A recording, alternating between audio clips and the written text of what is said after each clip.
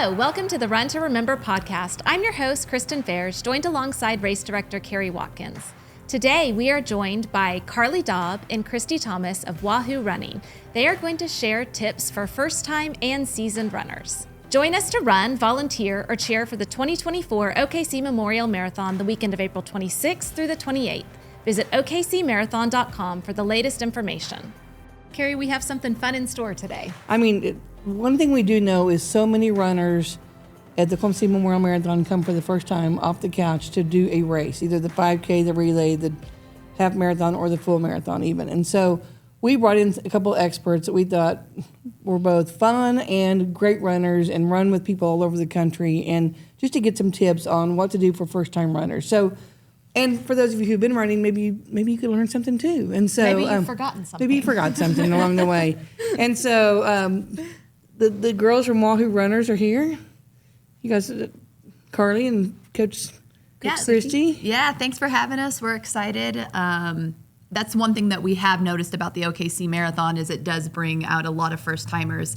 And with first-timers, there's things that you notice while you're out on the run that you're like, oh, I guess I should probably tell them next time, like when I'm coaching them, there's some few tips for race day that you think people will know, but until you've done it, you just don't know. And Christy's always said the marathon or your race day is the greatest teacher, because you'll go out, you'll do it, and then the next day you'll be like, should have done that a little differently, or maybe I wish I would have tweaked that. So we're hopeful that today we can kind of share some tips to make that first day better. Yeah. Okay, well, let's start with the night before. What should you do the night before? I think the best thing to do the night before is to just make sure you have everything ready to go for the next morning. Don't wait to think, oh, I'll get up early and get my running clothes ready and my shoes ready. Lay it all out the night before. A lot of times people like to lay their whole outfit out, including their fueling, their shoes, hats, sunglasses, you name it. They lay it out, pin their bib on their singlet or whatever it is they're wearing on the front, so that everybody can see. And if you register early enough, you have your name on there, which is fantastic, because people will scream your name and cheer for you individually, which is awesome. Gives you a rush of energy. But lay that out. You can take a picture of it, a flat selfie or a flat Stanley of your race preparation. But that way it takes the worry out the next morning. You don't have to wake up wondering, do I have everything? And you have something. And if you find you are missing something, you can call a friend or go to the store. You have time to respond to that, whereas race morning you would not. And it just takes a lot of the stress out of race day. And then before we go to race day, fueling and hydrating does not start race day. Correct. So that's actually one thing I was going to touch on. Christy and I are known for having like a 3 p.m. reservation the day before the race, because we want to focus on getting in our fuel, our carbs, taking care of that. But we also don't want to have something at 5 or 6 at night and then say the restaurant's running behind and then you're sitting there and it's getting to be 7:38 and you're like, I still got to get home and get to bed. So we always err on the other side and we eat super early. We will need a snack again later before bed. Then aren't you hungry? Or? Yes, we definitely have a snack again, like a bagel or something, just some good complex carbs. But just so that you want to remove, you're already going to be anxious, you're already going to have all of those nerves. So set yourself up for the day before, like with success of just like kind of spreading out your day and planning as much as you can before race day. Carry around a water bottle all day, be putting in some noon tablets or some hydration, and just make sure that you're just kind of setting yourself up for success. Okay. So hydrate, eat well, get your clothes out and all your goods. Yep. Be ready to go for whatever race, either Saturday or Sunday, whatever race you're running. Yes. Okay. No surprises. So we're ready to go. We're ready to go. Oh, actually, night before, one other thing is get on the website and study when to show up. So for the Oklahoma City Marathon, there are different corrals, and they start at different times, and those corrals will close at certain times. So we like to always get there with plenty of time. So say, your corral is closing at 6:15. I would tell myself, okay, I got to be there by 6, just because you never know about parking or bathroom or traffic. Give yourself so much extra time, because like I said, you're already going to have those nerves and anxiety. Just add more time. You'll like to sit in the corral and wait a few minutes extra than basically be running before you even start the race. And I would add to that, that's a good point, is that the parking and the traffic is that some of the roads that you think you are going to get there on might already be closed. So Remember study the Captain map, George? too. Captain George was on a couple weeks ago. We, the Memorial Marathon Organizing Committee, has almost zero control of that. We go over it with the police. They're working off a lot of different intel, and they're looking at numbers, they're looking at schedules, and they decide, they make the call. I mean, we try to put it out there, but there are times when it closes earlier than we think. So give yourself enough time. If you're heading south on Broadway Extension, that exit backs up.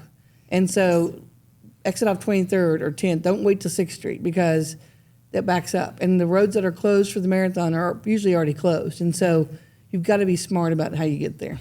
No, that's a great idea. And then, as we know, Oklahoma City throws some crazy weather at us in April. So Really? I didn't know that. Carrie's not aware. No.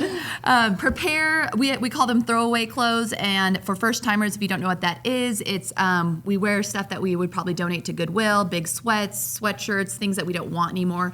And all of those do get collected and taken to thrift. But anyways, Goodwill. Yeah. Yeah. It's just a way to stay warm, and you're using energy if you're shivering before the race. So we suggest you pack your throwaway clothes the night before, like CT was saying, and wear those to the start. So that's one thing that first timers don't do, is they kind of look around and they're dressed and they're kind of shivering, and they see all these veteran runners completely head to toe, almost Old sweats. Yes, and they're like, Yeah. I should do that. So that's one tip not to forget about. And then how do we teach people to work again so they don't get chafed? Oh, yes, chafing. We have a few products that we love that we use. First of all, test out your gear before race day. So that's actually really, So you don't put on really brand important. new shoes race day? No brand new shoes, no more brand new shorts or tights, because seams you think that they're nice, and then all of a sudden a seam after 20 miles is rubbing, and you'll have a nice little hot spot the next day. Glide, we use Glide. You can purchase that at any local running store. You can probably get it on Amazon. But yes, chafing is uncomfortable, and until you have had it happen, you don't really realize it. And to prepare for that, I would just say practice what you're going to wear on some of your long runs before the race. And you don't have to get special product. You can use Vaseline. A lot of people just on the course they hand out Vaseline at the aid stations. So that's another thing that just something to leave. I use that all over my feet. I just lather my feet so I don't get blisters. Oh, you do? I do. And so I just lather my feet and put my socks on, shoes on, and I do not get blisters. Wow, it's a great so- tip. Interesting. It's Vaseline or Vaseline. Yeah, Wow. I don't buy any special product, even though there are plenty available. that's incredible. Yeah, interesting. Okay, so what else morning of? We've gotten through the night. Hopefully you've gotten some good sleep. I know nerves come into play sometimes the night of sleeping. I know when I'm getting ready for a big race, I wake up about 5 times worried that I've overslept my alarm. But so we get the good night's sleep. What should we do morning of?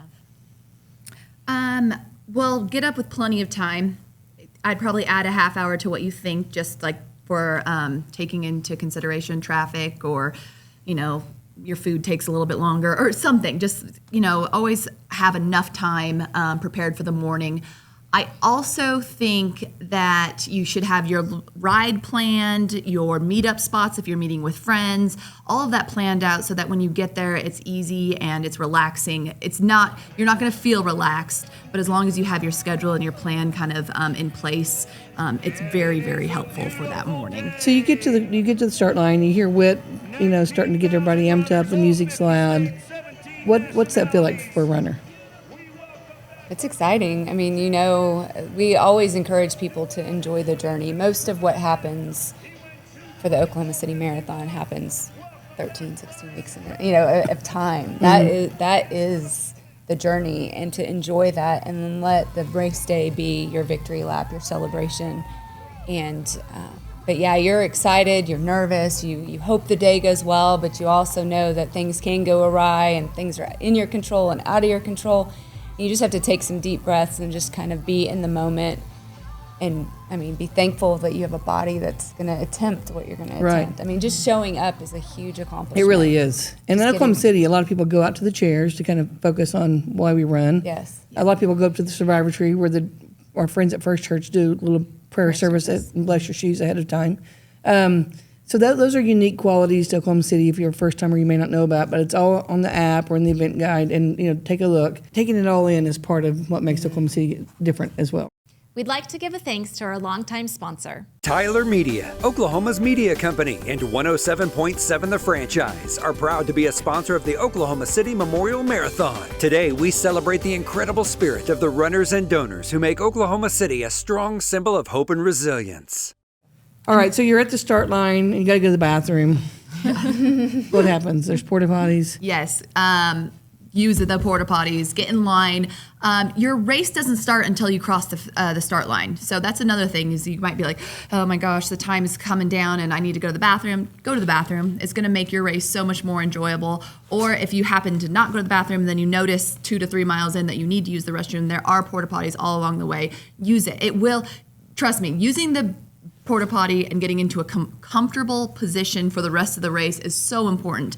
Otherwise, you're like completely focused on, I gotta go to the bathroom. And then that takes your mind off of what you're doing, the race, you're not enjoying anything. Just use the restroom and then get back out there and get at it.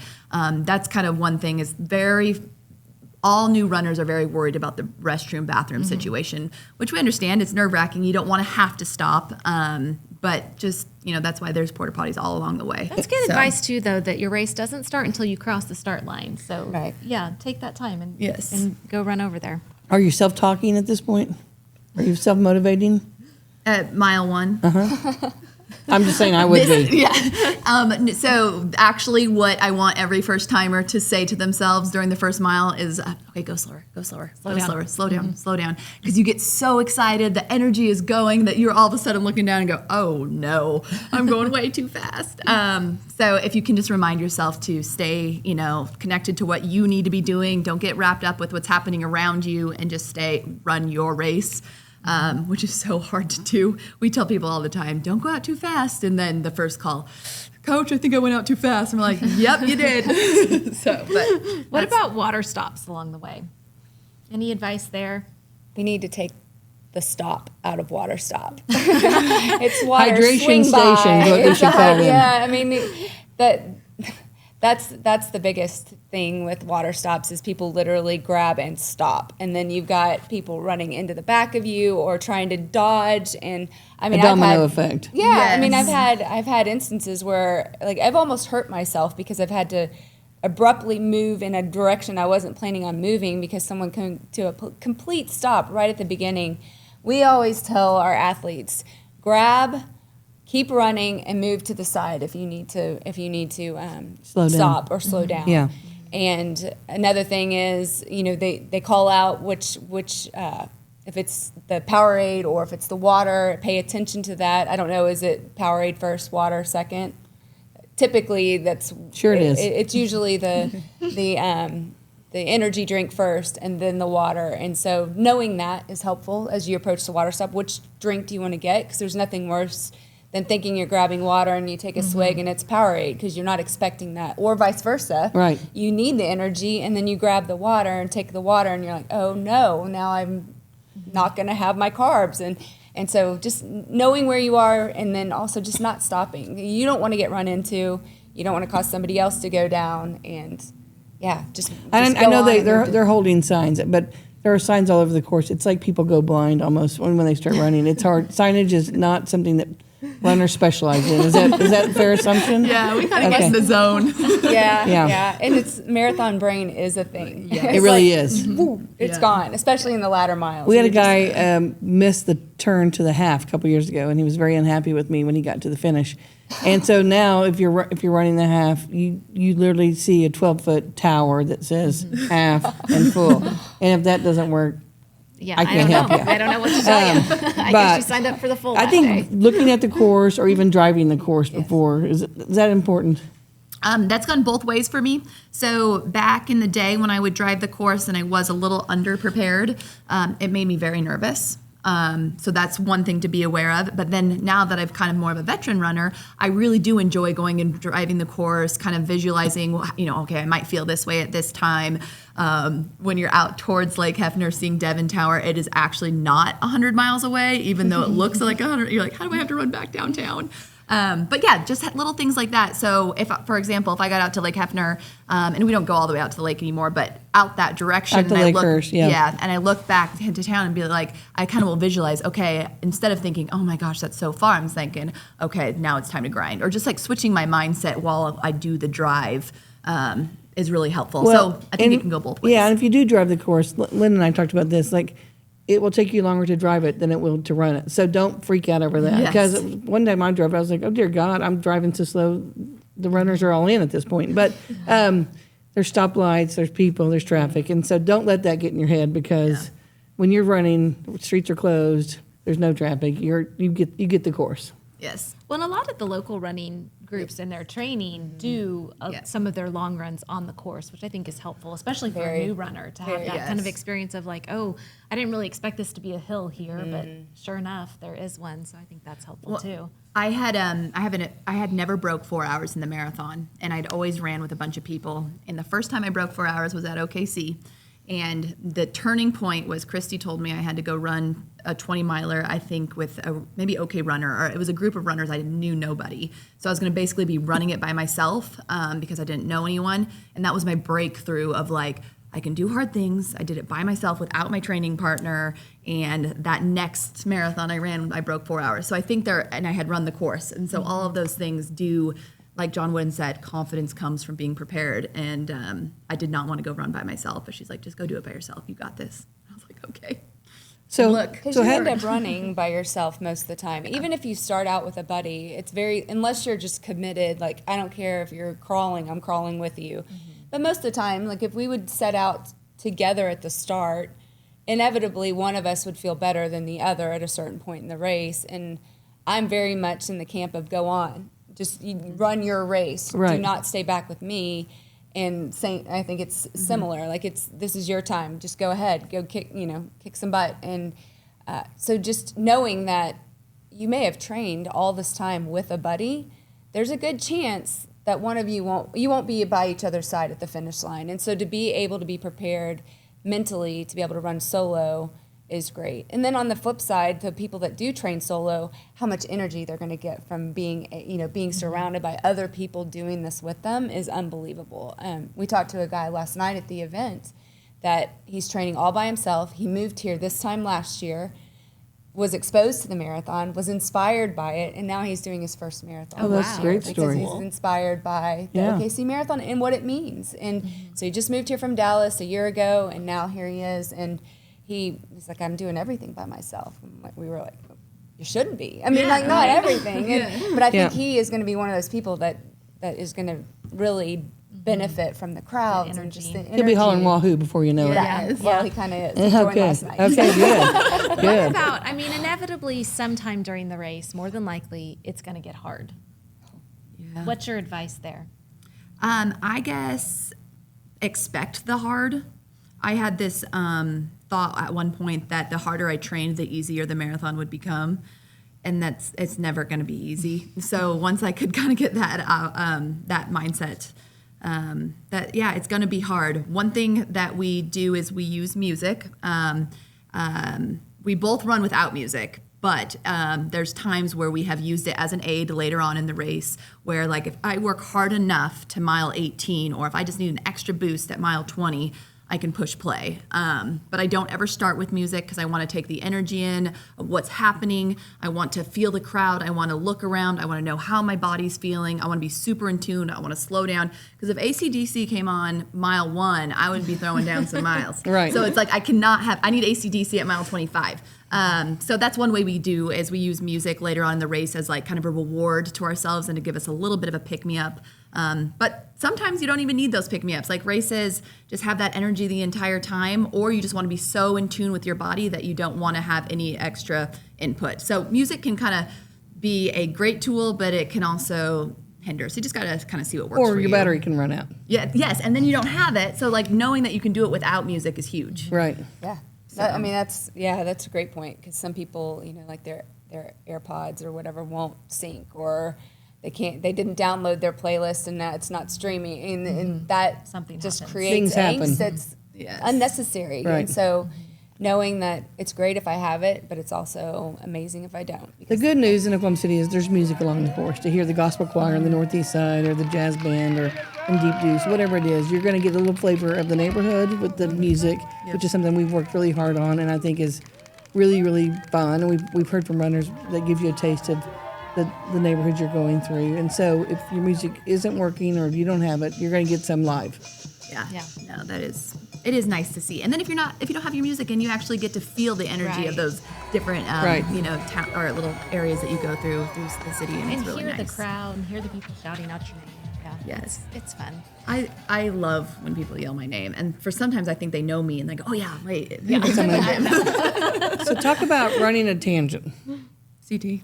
I'm not very good at that. Okay. Well, I actually think Maybe explain what that is. Okay, so if you're running on a road that is curved, and there's lots of curves, you want to pick the shortest distance. And so what I do is I look at the curve that's ahead of me, and I run straight to that curve. I don't follow the wave of people. So I am often cutting across people, but I'm running the shortest distance between those 2 points, from point to point.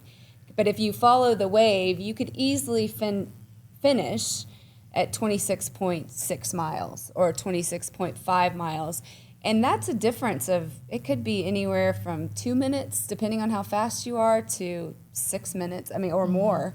A runners will email or call and say, your course is longer than 26.2. I mean, we hear that a lot, and that's why. Yes. Yeah. Because they're not taking advantage of the short seams. Yeah, so if you see curves up ahead, just imagine yourself just dropping a straight line, almost like a bird flying across city blocks. And you want to take that opportunity to shorten that path as much as you possibly can.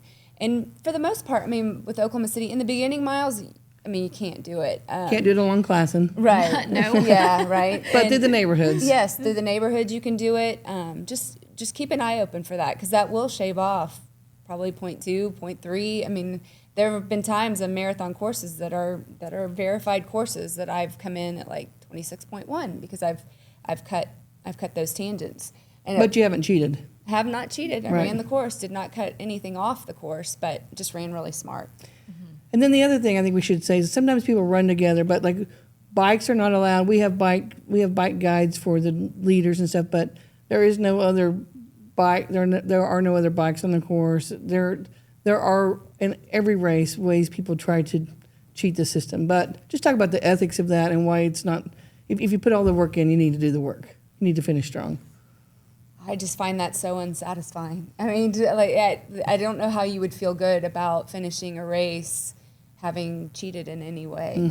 If you have done the work, you want to see the fruits of your labor Right. and the legit thing that you've trained for. So You don't get in a car and go along the course. Trust me, all these things have happened, but we have these markers along the course, so we're picking up on that. So, and our race, our timers and all that are following that. So some people don't know that, and so it's just, I think it's good just to put it out there, not to be Yes. negative, but just to say, if you put in the time to do the work, go do the work and finish strong, because there are all kinds of procedures in place to know where you are and how you finished.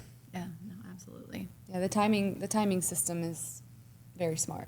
Yeah, it's and remarkable. there are enough mats that you run over that, and it's unpredictable. You don't know exactly where they're going to be. So Right. cross all the mats. That's exactly right. You brought up something a minute ago about running with a group. Are there things that kind of a new runner or seasoned runner should be aware of if they're running in a pack in terms of taking up, the whole width of the road or things like that? Yeah, I'd say one thing that has happened in the past is we love how many people come out for the Oklahoma City Marathon. It is spectacular, it's special, but because there's different paces and different, everybody has different goals, sometimes people that are walking in big packs or even holding hands, which we love to see. We love that, but it can also block marathoners' ways to get past them when they're in those last few miles of trying to finish strong. So I'd say if you are a walker or if you're doing it, as a relay, relays are fine too, as long as you're just trying to be very cautious of a marathoner in those last 2 to 3 miles of their race, because they are in a zone and can't really think straight. But when they have like something blocking them from getting to that finish line, it can be very difficult. So just to be kind of aware of your surroundings. And I am a marathoner, but I'll be doing the OKC half, and when I'm doing the half, I'm always kind of cautious to make sure that the marathoners are taken care of, because I'm like, make sure the marathoner, because it's just so hard. And right. So to have anything come in their way, I just think be aware that they are out there doing twice the distance, and just to kind of give them a little bit of space if they need it to finish strong. And they're hyper aware of it. I mean, I think they love the relays and the halves too, but they have, as you said, run twice the distance, and they need their space to finish strong. And so they do have their own lane, although they share it with the relay, but we're trying to keep the relay to one side, and so that everyone can have their space and not have like the sweet little ladies from the beauty shop holding hands with their purses crossing the finish line. So just as you said, be aware, be smart of your surroundings, and just know that also that, the other thing I was going to say is don't lay bags down. This Memorial Marathon is here because of what happened. And so security, we're hyper aware of security. And so there are things you don't do at this marathon or really any other, but that could shut the whole race down. So be smart. There's gear check. Do you guys use gear check? Or do you just run with your own stuff? It depends on the weather for me. I mean, if it's decent weather and I know I'm not going to need to bundle up at the end, and like the throwaway clothes, I would pack an extra sweatshirt and check that. Right. That way I would be comfortable at the finish. So you just make the call kind of the weekend. Yeah, it's kind of 50-50. It just depends. Like if it's pouring down rain, I'll want dry clothes. I'm not going to want to stand around, and I've done that before, and right. it's not fun. Right. So yeah, it's a case-by-case basis. Yeah. I would suggest new runners looking into it. Either have, if you're going to have family out there supporting you, they could bring you sweatshirt, bring something to change into. But if you don't, definitely utilize bag check. There's nothing worse than kind of shivering at the end, but you want to stay at the after party. And it's so seamless. It seems like, oh, am I going to get my stuff? And it is so organized and easy to do that when in doubt, use bag check. So when you're coming around that corner and you see the 168 faces, and then there are family members who are putting those medals over your neck, what's that feel like to you in Oklahoma City? My father-in-law was an employee in the Murrah building and was called away that day. And so his entire department, with the exception of 3 people, were lost in the bombing. And so he took us out there to see the seats, and actually went by name of the people that he was friends with or coworkers with and lost. And so I mean, that makes it all the more powerful to me, because, it changed him forever, obviously. Sure. Like, why was I not there? He was supposed to be there, and he wasn't there, and just all of that. And he just became a much softer, gentler man as a result of that. And I think just life was put into a completely different perspective. But just, knowing the purpose of this marathon and that it is a run to remember, and then to see those faces and just honor them just for a moment as you pass by, and be thankful for their lives and the lives of those, their children and grandchildren. And we are some of those people that saw the effect of that bombing. So yeah, that's special. And then anytime you cross the finish line, there's just lots of emotions, because you have done the hard work. It is for a special cause. This is, and especially if you're local, this is my city, and just to have that neck, that medal draped around your neck it's ineffable. It's like words don't do it justice. Yeah. Well, that's a great way to wrap up. It is. I can't think of a better way to end. Just kind of remembering why we run, and there's a lot of fun along the way. It's fun to have the new runners, but the most important thing is to remember why we run. Yeah. Thanks, ladies, for walking Christy. us and running Thanks, us through Carly. it. Yes. We appreciate you. We'll see you at the finish line. Okay. Well, that's a wrap for this week's podcast. The Run to Remember Memorial Marathon takes place the weekend of April 26th through the 28th. We want you to catch every episode of the Run to Remember podcast, so please subscribe, and if you like it, share it. Visit okcmarathon.com and follow the Oklahoma City Memorial Marathon on Facebook, Instagram, and TikTok for the latest updates. This is your host, Kristen Fairs. Let's marathon.